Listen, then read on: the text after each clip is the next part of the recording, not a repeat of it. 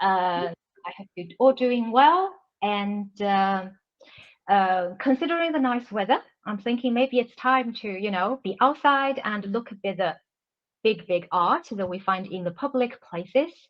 Sometimes, they become such a part of our daily life and we may forget.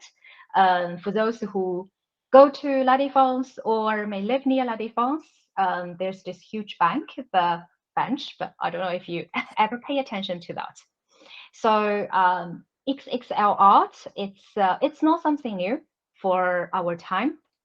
Actually, there is a history since the ancient Greek and Roman Empire to build huge sculptures in the public place.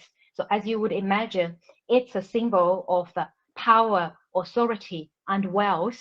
So this is actually a tradition that spanned since a very long time, over 2,000 years. So what you see on the screen on the left is one of the seven wonders. As you know, in the ancient Greek and Roman readings, we talk about those seven wonders, but all of them were destroyed. So here is one of them, which is called Colossus of Rhodes. It's a bronze statue, actually, representing the son representing the god of sun, whose name is Helios in the Greek mythology. And it's said that, so we have this huge statues in bronze that was built in the 3rd century BC. So well advanced, a long time ago. It took 12 years for the Rhodians to build it, and it stayed 60 years, so 60, until it was toppled in an earthquake, and it was never rebuilt. So here what you see on the screen is, of course, an image from the imagination by a Dutch artist, actually, back to the 16th century. So in the ancient recordings, the writings, people would imagine we have this bronze statue, had one foot stand on the two sides of the bridge, and you have the ships that have to come under his legs. So it's really impressive. But according to the studies, this posture sounds a bit more too ambitious because it's very hard to keep the very tall structure stable. So now the experts think it's more with two legs stay together for more stability. But anyway, this is to show you the fascination that human beings always have to build something huge, giant. And on the right side, I'm sure you all know it. It's a very famous sculpture made from a large chunk of piece of marble, David. So the very famous character from the biblical stories from the Bibles. And it's a very famous statue made by Michelangelo when he was still pretty young, just launching a career. And it's a statue measuring 5 meters, over than 5 meters, without counting, the base. And it's carved from one marble, which is really giant and huge. So these are the XXL art from a long time ago. And it's interesting to see is when we come into the 20th century, the tradition still continues, but there's a huge change in the subject that is presented in the huge sculpture or in the XL art. Here, what we see are either God, or very famous mystical heroes or characters from the Bibles. But now, if we go to the 20th century, especially into our times, the modern times, we really chose to present, the artists choose to present normal objects from daily life in a enlarged dimension. So for those who have been to Guggenheim Bilbao, which is situated in a Spanish city, not far from the French border. So behind the background, you can see the building, so the futurist building of the Guggenheim Bilbao.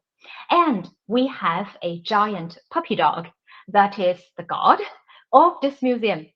So this lovely puppy dog, it was created in 1992 as a specific actually commission to Jeff Koons, the American pop artist and really one of the most famous artists for the moment of our times. And he was asked to build artwork for the museum, and Koons chose to present a puppy. So we all know that Jeff Koons already created a lot of art, and one of his most famous creation is dog. So the balloon dog, as you can see on the left screen. Nowadays, we find a lot of replicators of it. So I do feel Jeff Koons have a quite, relation or attachment to the little dogs. Why he chose the puppy dog? In this case, Koons explained that is because everyone loves dogs, right? It's very hard to find people who don't like dogs, especially when it's come to a little puppy dog. So in this case, it's the species of the West Highland Terrier, really one of the most cutest. However, by presenting it in an enlarged version, it's going to create kind of, emotion or shock to the visitors. So our puppy dog, it measures over 12 meters. Inside, its bones are made with stainless steel, which build up the skull structure. And then it was filled with soil as its flesh. And on top of it, we have planted flower. That's why, as you can see, it's all covered by the flowered plants. So there are over 38,000 plants all around our puppy. They are replaced twice a year. So it's a huge work to represent, to keep it, maintain it, right, and keep it always so live and beautiful. And it's very interesting because we're so used to see the puppy dog as small. Here we see a large one. And of course, as an artist, Jeff Koons put more meanings into it by putting a puppy dog covered with flowers. He also wanted to build like a three-dimensional, a vertical gardens. So here he continues in the tradition of having gardens. As you know, in France or in England, we love gardens and they're different types. In this case, Jeff Koons want to build a vertical garden. And in terms of the color and flower changes, if they appear in this way, it's not random. That's also part of the artistic design. And the artist wanted to refer to the Middle Ages millefleurs. So here's one of the most famous medieval carpets that you can find in Museum Cluny in France. And as you can see in the background, we have these beautiful gardens with so many flowers. So this is very typical a medieval art style, especially for the carpet or for the paintings, which is called millefleurs, thousands of flowers. So again, we have a super modern puppy dog, very cute, right from our daily life, but there's still links to the past. So artists never really create art without the heritage from the past. I personally really like this puppy dog because it's so cute, and I think it's one of the best works of Jeff Koons, even if I do not like the other works. If you ever been to Guggenheim or Bilbo or not, knowing that currently there's a crowdfunding on the internet on their website in order to get public donation in order to renew the steel or the scapula, the steel structure of the puppy dog, as well as the internal irrigation systems. So if you are interested, go to their website and check it out. And now let's move on. After the dog, I have found a duck for you. Again, this is something I'm sure all of you are familiar with, right? The very cute little rubber duck that as a children, or if you have children, we all play with them in the bus. So again, it's a very, very sweet and profound child memories shared by almost all the people. And this is the starting point of the contemporary artist, Florentine Hoffman. So he is from the Netherlands. And he built, well, actually he created this installation or exhibit art back into 2007. Our rubber duck here is inflatable, so it's made with rubber and it's also inflatable, and it can reach until 26 meters high. So that's about 6 floors. What's interesting is no matter where it appears, it will attract the public, whether adults or child, and you see it's this beautiful bright yellow color and very cute childish shape. It really made a huge contrast with any settings he is. And our rubber duck, he is a global trotter. So here the photo is from Hong Kong when he was visiting the Victoria harbor, as you can see, with all the high skyscrapers behind. Next to it is a huge cruise ship, and you can see its imposing size in a very cute form. So it went to a lot of places around the world, and every time it created sensation.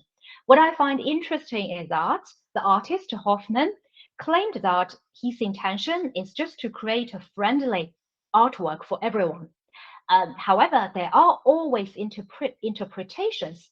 For example, someone say, well, the dog, when you look at it, it refers to the tank, and they relate it to the Tiananmen Square event in China. So what I find interesting is sometimes are we just over-interpreting what we see in an art object by linking to the political or social context that we live in. So it's rather the viewer's projection instead of artist intention. I don't know, so that's a question for you. Now let's moving forward, coming to Paris, La Défense. If you ever been to La Défense around, so this is at the exit of Line 1, Esplanade de la Défense, you will see this huge giant public bench there. I know it looks rather ugly, but it's actually pretty fun. So it's exactly a larger version of a public bench that we see anywhere, especially in Paris. It is 2.5 times larger than the original one, and it's the work of a French artist whose name is Lilian Bourget. So Bourget's style is that he will always take very common objects from our daily life. For example, the supermarket chart, the plastic bottles, and then he would turn them very large and allow the public to play around it. What I find especially interesting with this bench is I know it's not beautiful and you see some graffitis in it, but in the setting of La Défense, a business district, as you would imagine, in the rush hours, you see so many people, especially dressed in suits, you know, with ties, etc., very serious looking businessmen and businesswomen, but they would take time to climb onto the chair. And at the time, you feel like they're going back to their childhood after days long work or during the lunch break. They are taking a time to breathe. And that's why this chair has perfectly fit into La Défense. Actually, it was part of the exhibition dated from, part of the exhibition from a 2017. And then this chair was so welcomed, it stayed forever. So if you go to La Défense one day, do pay attention and look for it. And if you stand on it, you will have a very great view towards the Champs-Élysées with Arc de Triomphe. And let's continue. So as you see, it's very interesting that we have the modern and contemporary artists really choose this very banal, you know, normal daily object that is associated, never associated with art or any good aesthetic style, and making them into a public installation. Here we're in Porto, in Portugal. So we're in the garden of Cervo's Museum of Contemporary Art in Porto. So this photo was taken in 2014 when I visited the museum, and personally I recommend it because it's really a very friendly contemporary art museum that you won't feel get lost and you would enjoy having fun. So in the garden, you will find this huge spade, which is over 7 meters high, and it's planted into the ground like, you know, a giant just leaving the shoulder during a break. What's interesting is when we look at this shoulder, it got rather smooth borders and the wavy, you know, the wavy surface. So it makes it also look like a toy by the children that's, you know, using when they play with sand, especially at the beach. So this is the artwork by two artists, both from Dutch origin, Klaes Oldenburg and Koestja van Bruggen. So what's interesting about Oldenburg is he's originally from Netherlands and he migrated to US when he was young, and he debuted his art career in US in the late 1950s,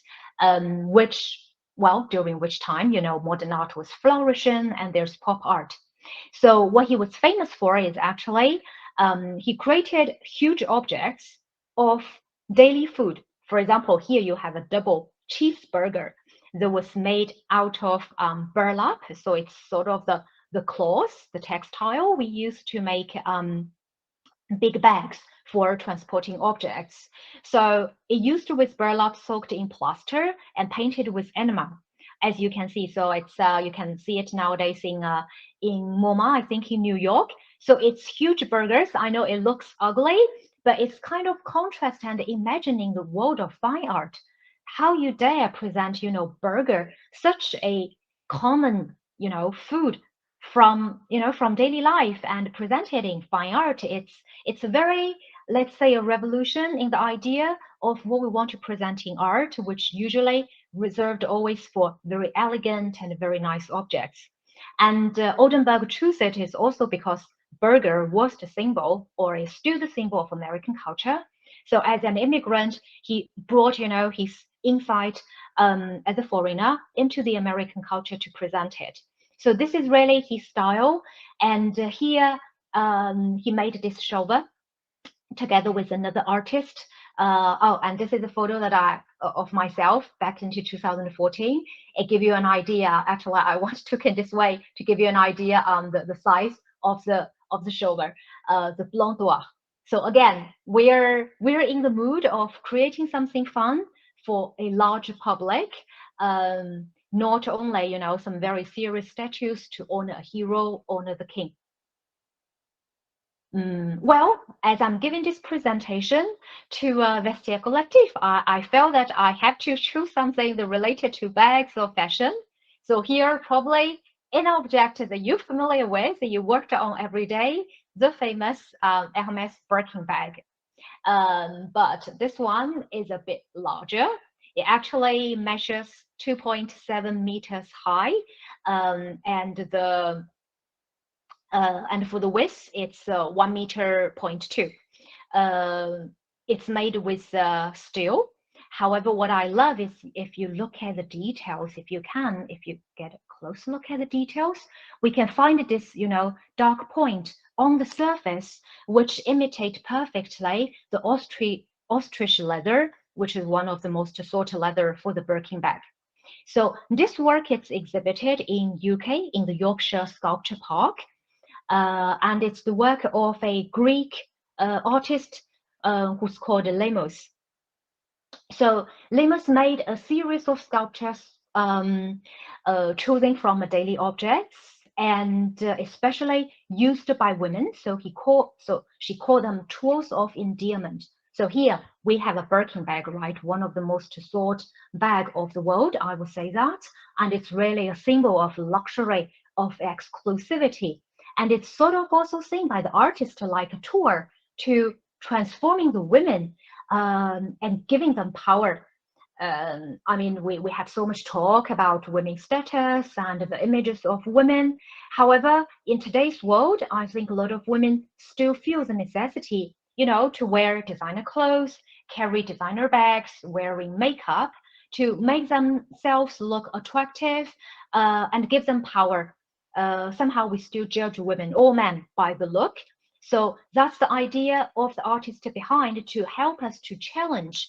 That's why he called them tools of endearment, which means as women, we're actually using these tools to make ourselves more stronger, to meet the expectation from the outside world. However, at the same time, as a woman, we still expected to be feminine, to be soft, which is the bag. As you can imagine, the leather bag, it feels so soft and so comfortable. But the contrast is here when you have this leather look bag, but it's actually made of steel. So as a woman, you need to look a bit softer outside, but with inside, you need to be strong. That's full of contrast. So I find it's pretty interesting to have this, and not mentioning the great work that has been done. When you look at the handles, it's get a bit darker with the use, the marks of daily usage.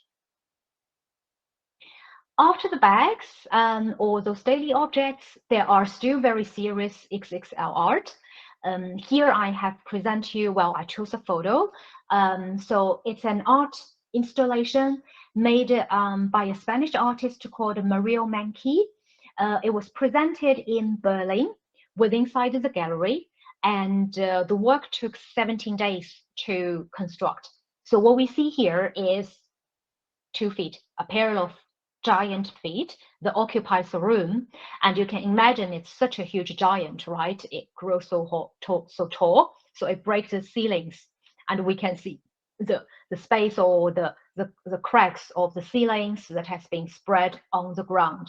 And it's called Ego Erectus. So what the artist wanted to express here is, as human beings, we belong to Erectus, so that's a species, right, that we can stand on 2 feet, as Homo sapiens, etc. However, as human, he refers to the word ego.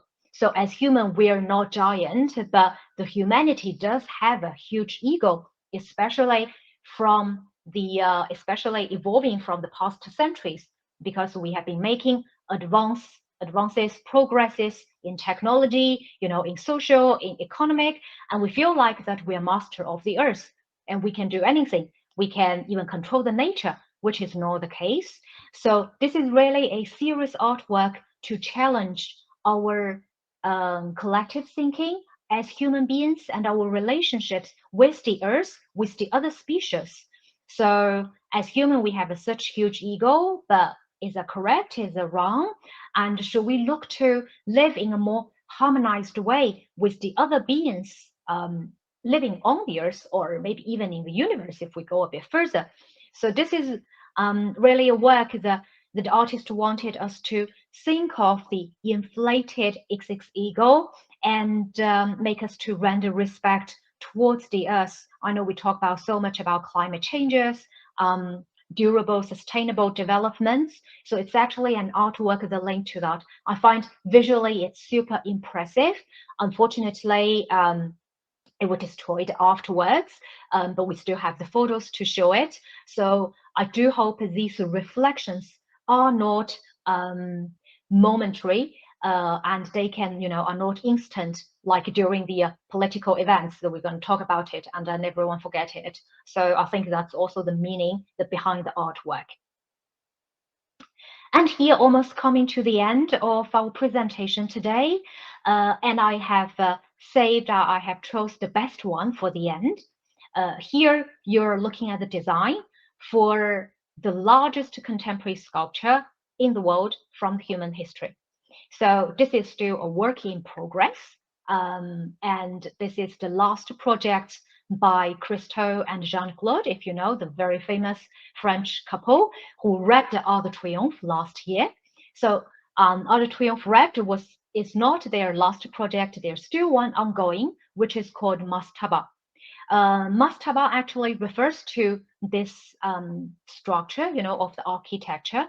And the idea of Christo and Jean-Claude is to form a huge structure using barrels, those gas or oil barrels, to form a sculpture in the middle of the desert near Abu Dhabi. So it will be a city, the location is called the Desert of Liva, which is about 160 kilometers south of the Abu Dhabi city.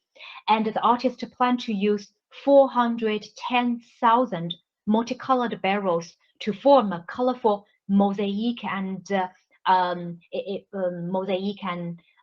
architecture, sort of refer to the Islamic architecture. As you know, in the Islamic art, right, they use a lot of mosaic.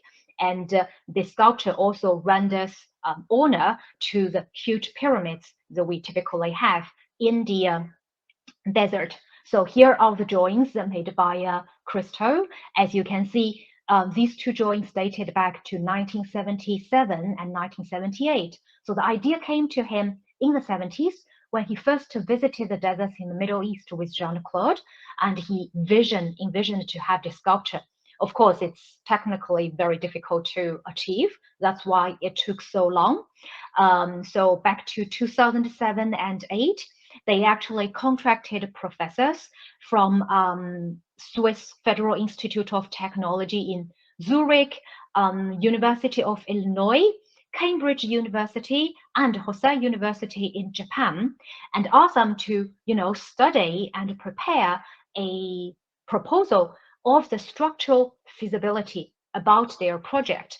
So things are really getting serious here. And you see, in the modern world or in the previous art is always so linked with technology.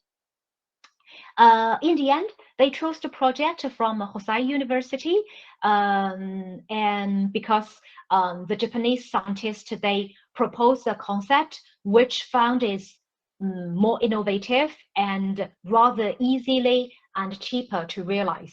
So the idea is really to, here's the effect, is that you pile up the barrels and they all painted with different colors to have this mosaic surface, as you can see. And of course, again, the combination of the color, the choice of the color, these are all designed by Christophe and Jean-Claude themselves. So now the work is ongoing, which is under the direction, well, it's being directed by the nephew of Christophe. And hopefully it will, become real one day. In that case, it will be Christophe and Jean-Claude's only permanent public artwork because it will remain in the desert, of course, subject to the normal climate and the natural erosion. But just imagine that it's really great. And here gives you an idea. This is the Great Pyramid of Giza in Egypt. And this is the plan of Christophe Jean-Claude's Mastaba. So you can see it's really immense for a height of almost 150 meters. And all of them are made with barrel. And as you know, Christophe and Jean-Claude's project, they never use any government funding. That's why all this design, this is from this is a scale model, but all these paintings and drawings, design drawings, are handmade by Christophe himself, without any assistant, and they sell them in order to fund the project. So I do hope this will come to true one day, and probably we can go to that to witness this great XXL art. Well, so here comes to the end of our today's session. As I mentioned at the beginning, the weather is really great. Well, it's going to be hot this weekend. But if you ever go to La Défense, make sure go for a stroll because there are really a lot of new artworks presented here, like this weird car. So the famous Caldel, the red lobster, as I call it, well, it's actually red spider, and you can still admire them. So that's really great. And I know the holidays is coming. If ever you go to UK, make sure that you pay a visit to the Yorkshire Sculpture Park. That's where you will find this giant Birkin bag. And there's also an ongoing exhibition of Robert Indiana sculpture, the very famous love sign that we see everywhere in New York, in different cities. So I want to thank you all for joining our session today. I hope it gives you the desire to go out and keep your eyes open when you walk out in the streets. There's always so much surprises to find out. And again, if you're interested in art, make sure that you follow me. And if you have any questions or any suggestions for topics in our upcoming session, please feel free to contact me.